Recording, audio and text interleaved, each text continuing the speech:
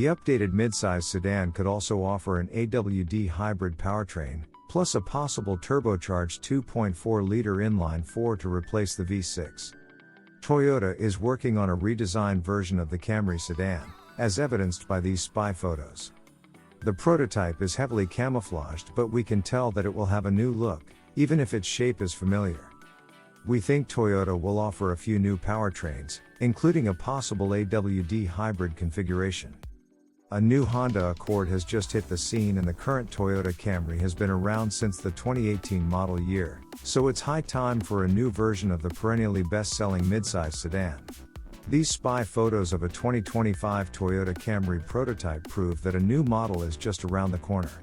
While it doesn't look like a radical redesign in terms of its three-box sedan shape, we're thinking that the updated Camry will feature a significantly improved interior plus some new engine options to keep it competitive in the family sedan segment.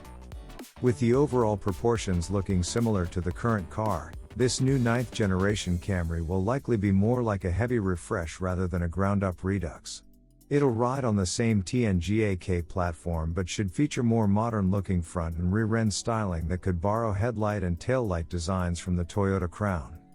We can also look to the Crown for an idea of what powertrain upgrades might be in store for the Camry. It's likely that the larger sedan's 236 horsepower all-wheel drive hybrid setup will make its way into the new Camry, as even the smaller Corolla now offers an AWD hybrid model.